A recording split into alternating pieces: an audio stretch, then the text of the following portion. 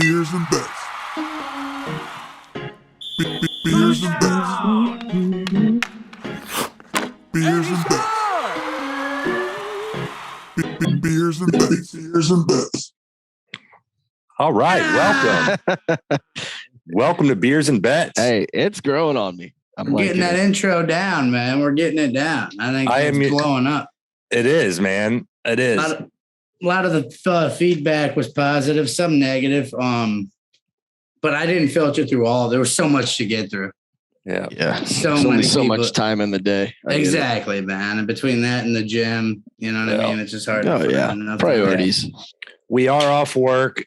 I am Matt. I'll be hosting today. You got Jimmy in the Broncos gear on the bottom of your screen. Brad rocking a Baltimore O's hat in the top left with the Budweiser behind him. We're here to preview week 8. Hopefully. Week 8, right? I'm not missing a week, am I? No, you're good. Yep. Jeez. Almost at the halfway mark. Son of a gun. Flying by. All right. Before we talk any games, Jimmy, your Broncos are on a trip to London for a game this Sunday. And I read this article about Russell Wilson. Cheers. Oh. Did you hear about your boy today? Maybe we would have been more successful with that name. Cheers and bets. Cheers and bets. Hello, mate. We've come, and no one cares. Everyone likes rounders. It's a game, mate. It's a good your mates. But you don't talk on the course with your mates. The Russell Wilson news on the flight over. So what he said his routine on the flight was, he said it didn't bother him at all. He watched film for 2 hours. And then he did a 4-hour workout on the plane, doing high knees up and down the aisle. He said everybody else was knocked out, which his awareness has got to be low to say everybody was knocked out, because some of us are light sleepers. And if somebody's doing high knees down the aisle of the plane, I'm going to be a player waking up and looking at this guy being like, this guy's lost it, man. Yeah. Even if you didn't hear him, even if you had big noise canceling headphones on, you still will feel it pounding on that floor as they go. Just like when they roll the cart through, you can feel that roll by. They don't ride a plane like we do with a fucking cart. They ride a big aisle. It's a bigger aisle, I'm sure.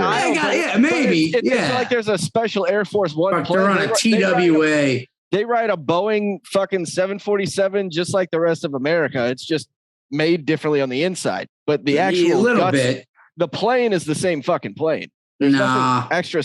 They're not flying on. No. Yeah. That's where you're not the Broncos, not this organization. Oh, shit, maybe the Patriots. I think that might be the only one. Whatever his name is, your boy with the podcast said that McAfee was saying that he probably flies in his own plane and he wasn't even with them. Yeah. Now, I don't know how true that is, but you know what I mean?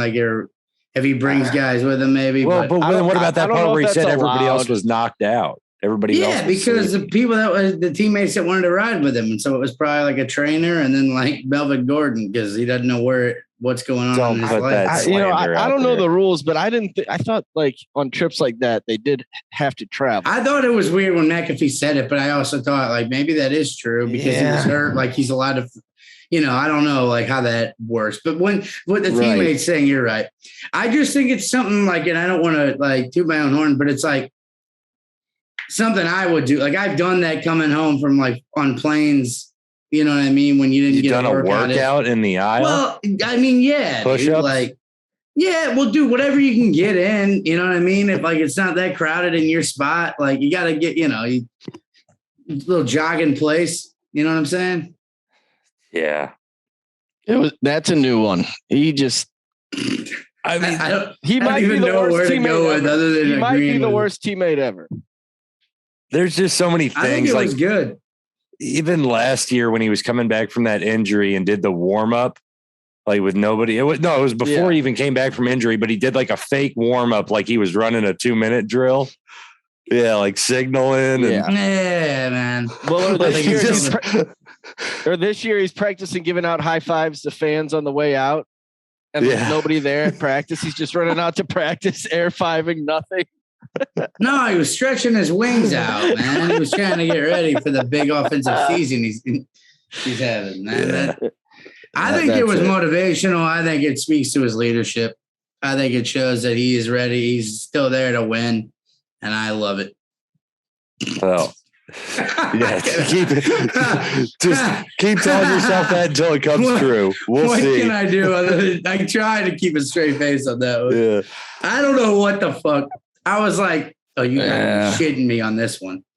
I was like, wait, what? And then I saw the tweet, and then I was listening to Mac. I was like, no. What? And he was like, nobody, everyone was asleep. And it's like, nobody was asleep. They were all, but I think they were all up game planning, truthfully. I don't think anyone was asleep on that flight. We go into there to get a job done. I'd be playing cards. I'd be one of those players gambling and playing cards. I'd sleep. That's how when I flew there, I slept like 8 hours. I can't sleep on a plane, but there's no way. Before we move on, they're flying like the way I sleep on a plane is you put your tray down, right? And sleep with your head down on the tray. I kind of go on the side of my seat. I can't sleep on my back. Yeah. But so I always do it on the tray with a pillow. And you just do that. What? Isn't that normal? Flight attendant comes down with the cart and fucking just slaps the bottom of your tray. Wait.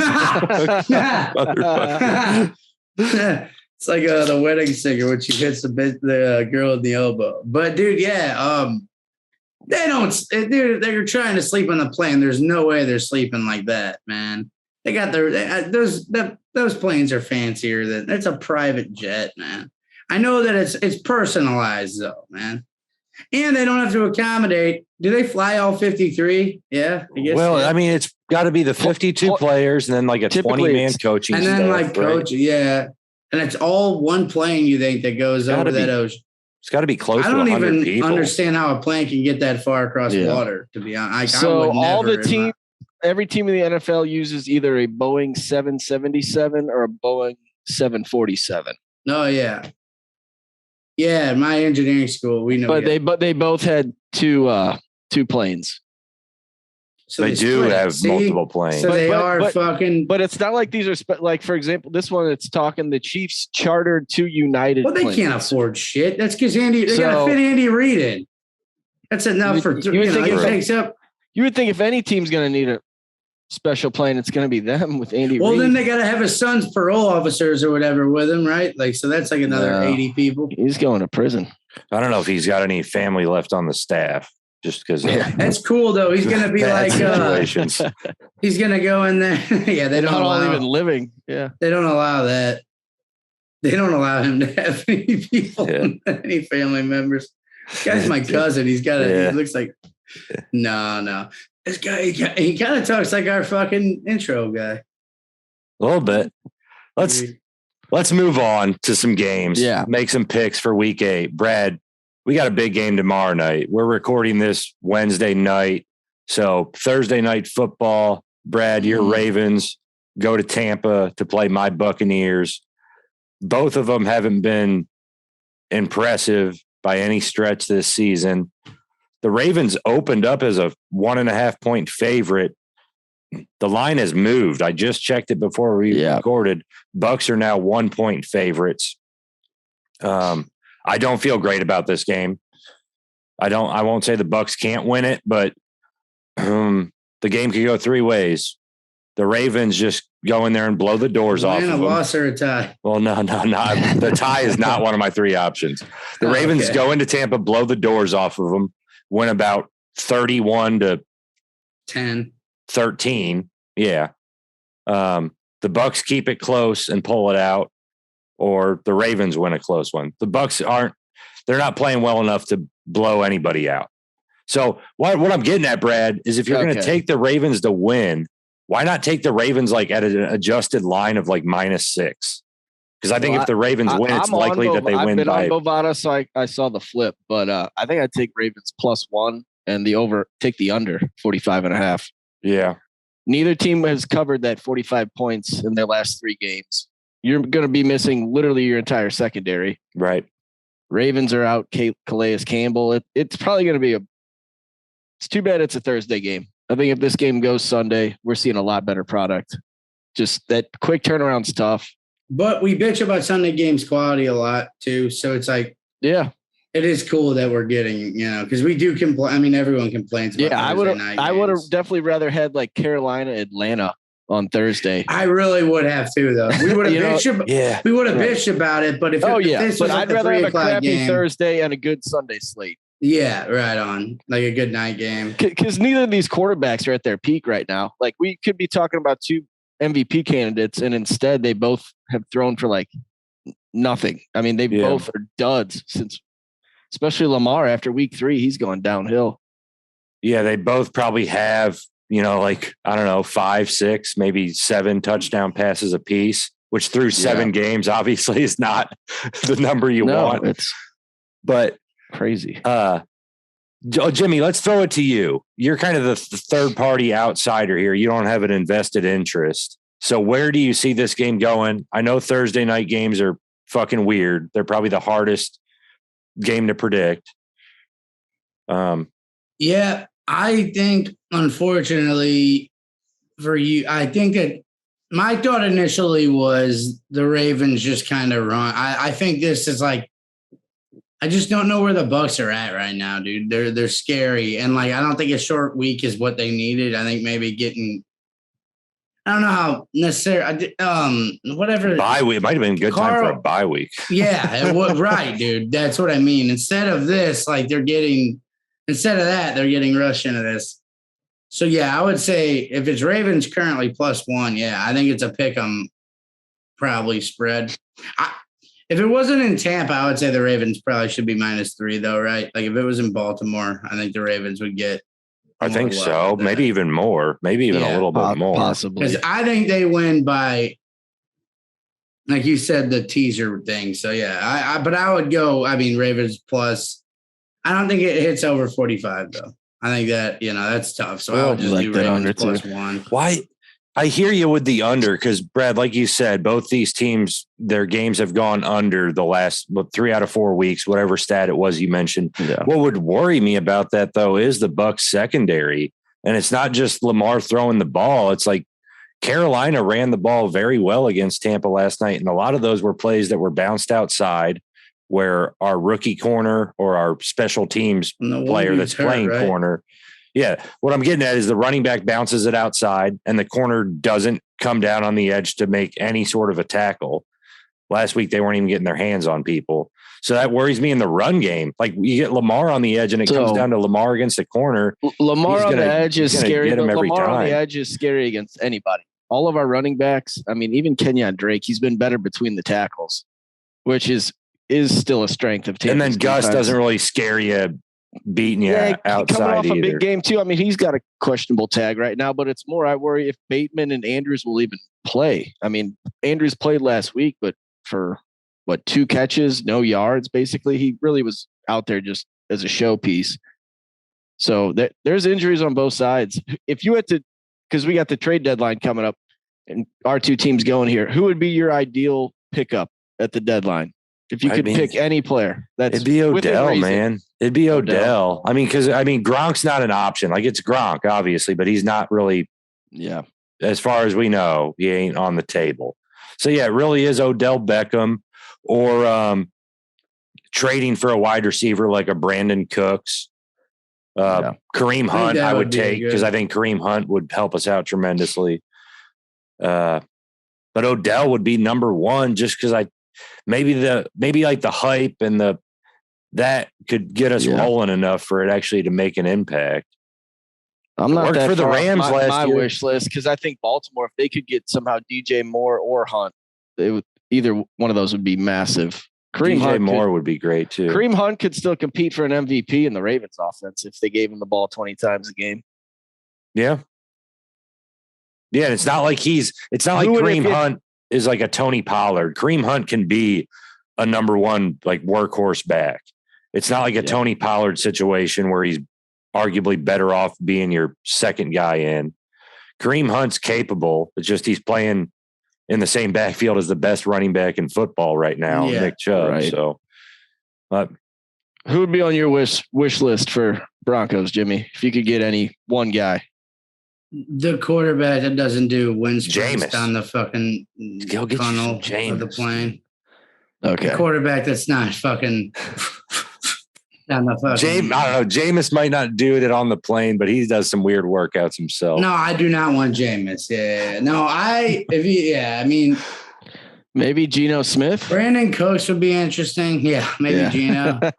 Brandon Cooks would be interesting though, because like I know KJ Hamler wants to be that dude, but I don't know if he is. And Cooks just needs to find a spot. I think anywhere he goes is gonna, like, if he ends up in Green Bay, that would be a really good. Like, if they got a guy like that, that'd be a good spot. So, be fun to see Rodgers make those throws. And I think. If Gesicki ended up, because like obviously Gronk would be a stretch, but if they could get Gesicki in Tampa Bay, that would be, and that's like an easy trade. He's not really talked about, not even the conference. And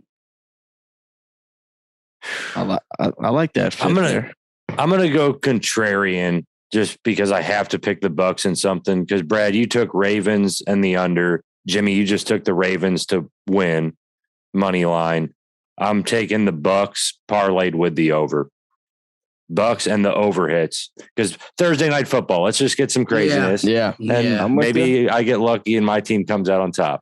You really never know on Thursday night football. It's crazy too. Like if this week doesn't hit the over, but last week did. Last week would have been, and like the Monday night game too. And the over was what, 32 or something like that last week. It was crazy low. I don't even know. If it was that low, I'm pissed. I didn't know that. I don't even remember what game it was. 38. It was Saints Cardinals, wasn't it? Oh no, we're talking a couple days ago, Monday night. Yeah. The over did end up hitting. Yeah. Yep. Well, let's get to the next game here, but Thursdays are fucking weird. They're tough to bet. Let's move it along.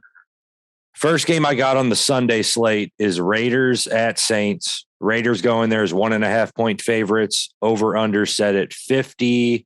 Such a Matt game here that we're talking this like Jameis and fucking. I'm just gonna Andy Dalton starting. This isn't Jameis. Isn't even Dalton. Let's make it quick. Yeah. What is it? The Raiders or what? Raiders -1.5. That's my pick. I got the Raiders. What's the money line?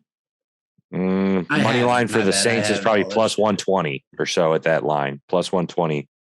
Yeah. It's gonna be right in that range. 125. Yeah, I'd go Raiders -125. And then 50 is high. I'd just go Raiders -125. Or Raiders or -1.5, whatever. Raiders win by more than 2. Guarantee that. Give me that under. I think the Raiders probably win this too. They seem to be on fire right now, that Raiders team. I agree. But I don't understand. New Orleans almost guarantees the under when they go with Dalton over Jameis. I don't get Jameis in there, dude. I'm thirsty for some Jameis. Michael Thomas and Landry might not play again. It's just there's not that many weapons on that Saints team. It's just kind of boring. You got Jameis though. You know how thirsty I am for Jameis?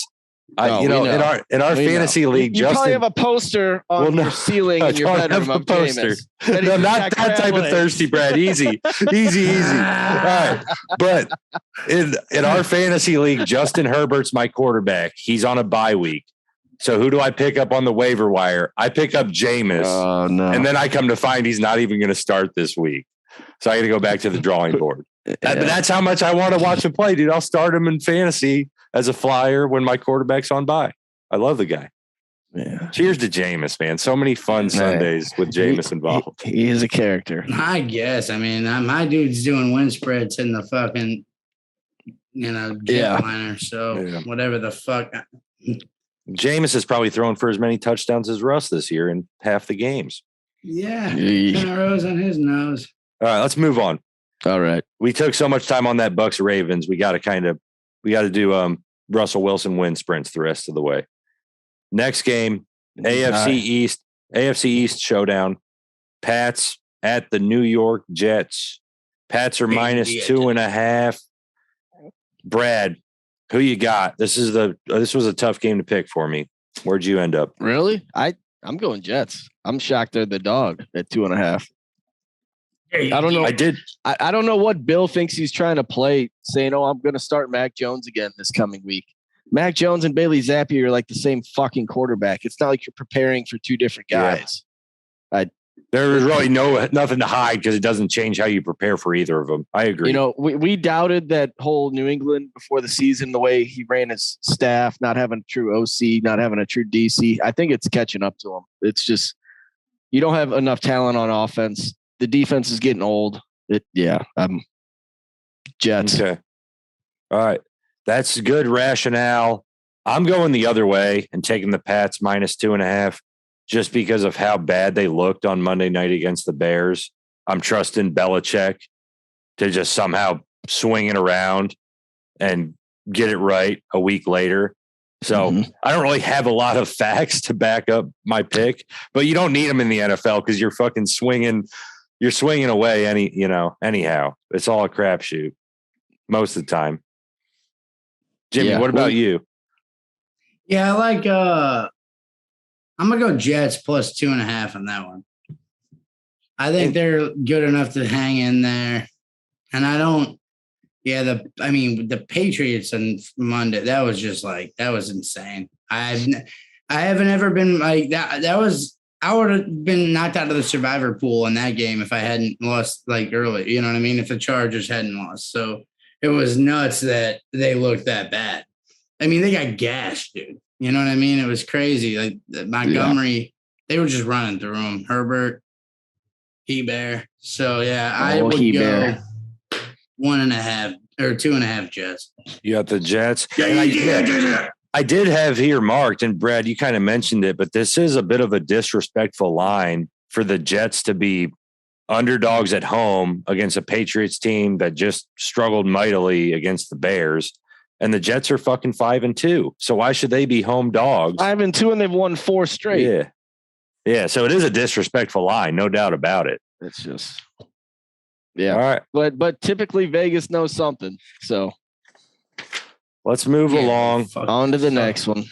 40. I'm still a pen and paper guy here.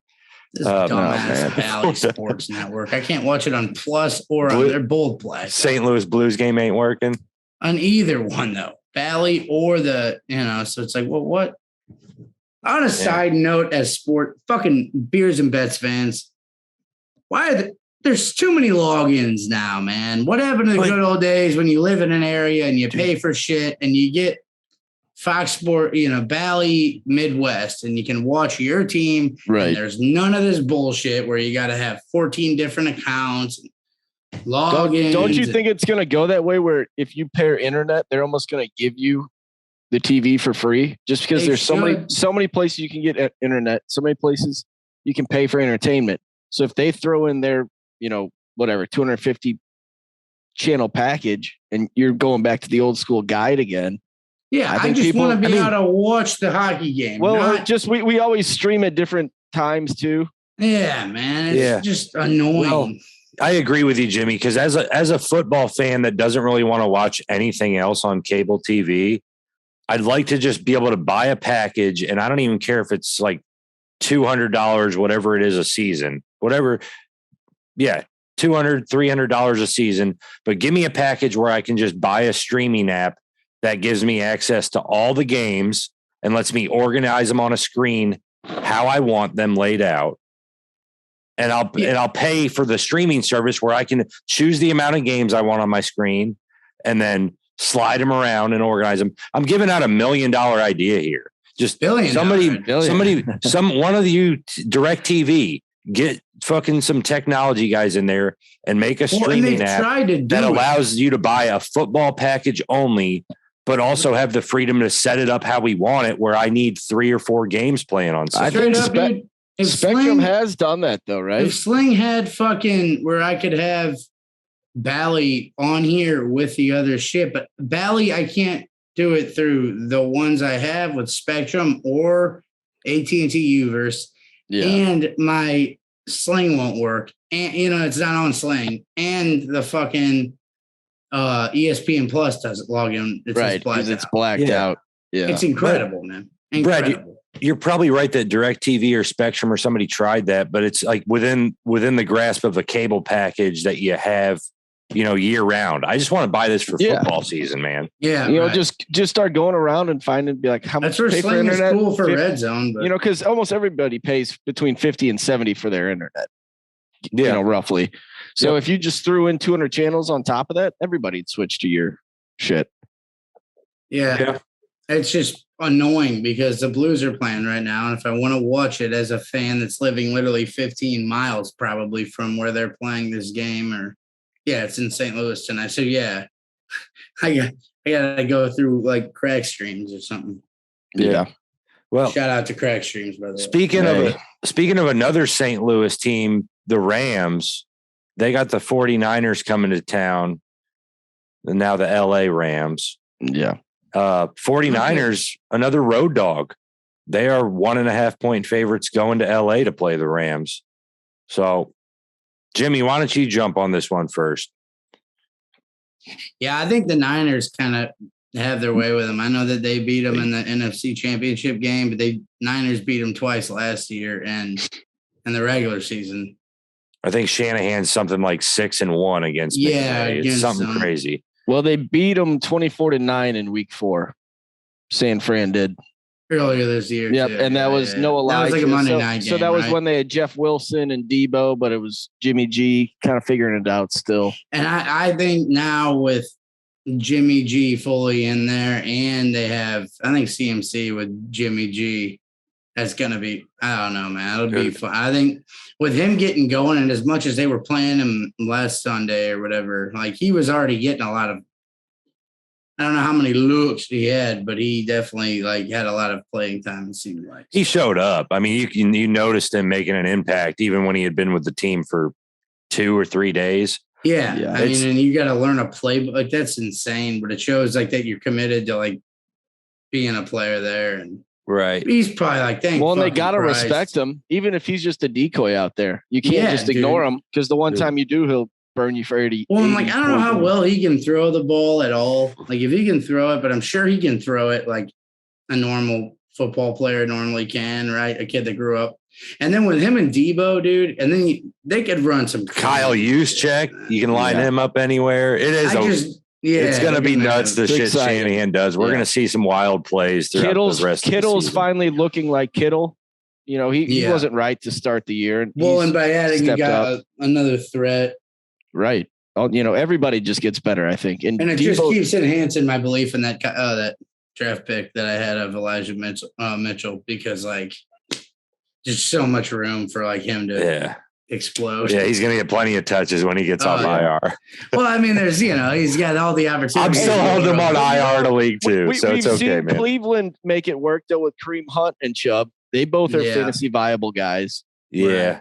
Like, you see them make it work. I don't know if the Niners are that. Then here you got Debo in the mix too. Yeah, that's a little bit different. Zuchek doesn't get many touches, even but Ayuk's not bad. Ayuk is pretty good. Yeah. I'm with you. I think San Fran wins this. I'd actually take a teaser. I'd probably go 6.5. We are all on the 49ers. We're all on the Niners here. Maybe that's a bad sign. Sometimes when we all pick the same, it's a bad sign. San Francisco. They're getting back a corner. Super Niners. That Everett, that's pretty good. He's been out for like almost a year. The Niners are getting him back. What about Mosley? I like that guy. What happened to CJ Mosley? Where's number 4 on the Niners? He just makes splash plays on defense. You know Where's what I'm talking at? about? It is in LA. But so it's in fucking San Fran. All right. Well, either way, it'll be in San Fran. It'll be a 49ers home game. You're right. Let's try to move quick through these. Lock of the week. I got the Eagles minus 10.5. I need them to win in my survival pool. That's who I'm going with as of right now. The Eagles to beat the Steelers. So my lock of the week, I got the Eagles covering the 10.5. I shouldn't be worried at all, right? But the Eagles beating. I don't need them to cover to stay in my survival pool. I just need them to win. But that's why I threw them in here as my lock. It's a tough one, but I mean, like, I gotta agree with you there because, like, it's hard to not think like with the I doubt you can take like the Bengals now. No. I already took the Bengals. Yeah. See, I mean, with that, you have the Dolphins. It's weird to think I have the Dolphins open against Detroit. The Dolphins are my lock of the week. They beat Pittsburgh in kind of a low scoring game. They're only 3.5-point favorites against Detroit in Detroit. That team seems to be getting worse, not better. They got robbed last week, dude. Jamal fumbled on the 1 yard line, and that it happened to Denver twice in a game. Fumbling at the one. I'm well aware of that. But Thank you. Yeah, I like Miami. That's relevant. Jimmy, who you got for lock? You mentioned you felt Bengals against the Browns on Monday night. Yeah. Okay. Let's pick some dogs. Where's Dante? Doesn't Dante usually stumble in here for dog of the week? Come here. Dante. He definitely isn't coming in now. Yeah. All right. Underdog of the week. Over there. I got the Commanders. I forget who the Commanders even play. I just wrote them they play the Colts. They play the new. Yeah. So I like them as a dog playing a quarterback in his first start. There's the dog of the week, the real hero. Dante. Look at the dog. Now we're gonna get copyright flags for fucking Dante. Somebody else has a similar pit bull. Dante, come here, you dummy. What do you got for the dome? All right. I got him. Dante's dog of the week. You are dog of the week. We're going Packers plus 11. Okay. I think that's a way too high of a fucking spread, man. It probably is. I mean, Rodgers has to figure something out eventually. Yeah, not that bad. He's miserable. Right. I don't know, though. The Redskins just beat them by, or whatever the fuck they're called now. The Commanders, the Commies. The Commies. The Commies, yeah. All right, Brad. I said that to Katrina, and she goes, "Who are you? Why would you say that?" Yeah. She said, "What's their team name?" I thought you were watching football. And I was like, "No, it is. It's now they changed it to be more like politically correct to the Washington Commies." Yeah. Brad, dog of the week. Who you got? G-Men plus 3 in Seattle. The dog. Yeah, another game where maybe the Giants shouldn't be underdogs, but they are. Disrespect. And they just ride it again another week. Same deal as them against the Jaguars last week, really. Seahawks. Giants have the Seahawks. And they're the dog? And the Giants are a 3-point dog. Damn, yeah, that is a weird. Dog. Yeah. The dogs. All right, Dante's dogs of the week are in. Dante's dogs of the week are in. You parlay all those three together, you might get like plus 1,200 odds. You get the Dante discount at DraftKings. Dante discount. Into the Dante discount. The DraftKings Dante boost.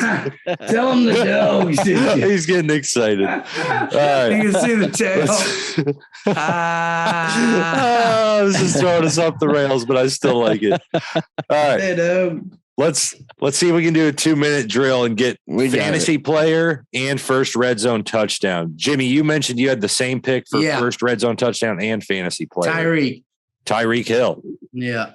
They play at 3:00 though. Is that going to work out? Oh, no shit. No, they play at noon. I'm kidding. Yeah. Okay. Yeah. I was like, fuck you. I was like, come on. Fuck. I was on my drill, shit. You dumbass. Matt's hitting us like the Broncos 2-minute drill. The dog of the week. All right, Brad, what about you? Fantasy player and then first red zone touchdown. Derrick Henry, fantasy player, over 100 and a touchdown the last 4. First red zone, Justin Jefferson. He hasn't had a touchdown since week 1. Ooh, that's a good one. I like that throw in too. Yeah. Arizona also gives up the most first quarter points. Ooh, you got some shit backing that up. All right. Locking it in. Fantasy player of the week. And you guys know I always go a little bit obscure with my fantasy player, but I'm going Mike Gesicki against the Lions. You might need a tight end. He might be available in some leagues because he hasn't gotten the ball much this year, but the Lions are the 28th best defense against tight ends.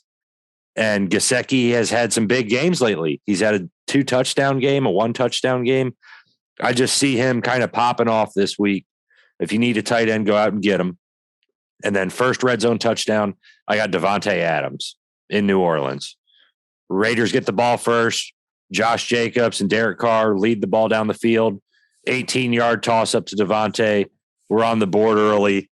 Let's go. We're due to hit one of these first red zone touchdowns. He's the most fucking targeted player. We're all calling a receiving touchdown, and we're taking 3 of the best in the league that do it. So we got to have decent odds this week, right? It'll be a pick 6. A fullback will score the first touchdown. Yeah. Zuchek first touchdown. Yeah. Whatever it is. Fucking fuck this red zone. Yeah. All right. We're running out of time here. Let's take 5. We are going to come right back and record a trivia episode. I had some trivia questions. I have mostly gambling questions, but also some reptiles, a little bit of baseball. No Papa John included on this episode, unfortunately. We're going to have to find a way to mix in Papa John to every trivia thing, dude. That dude is a grease ball. We're going to end up with some Papa John's haters coming in. All right. See y'all on time. Cheers. Cheers, boys.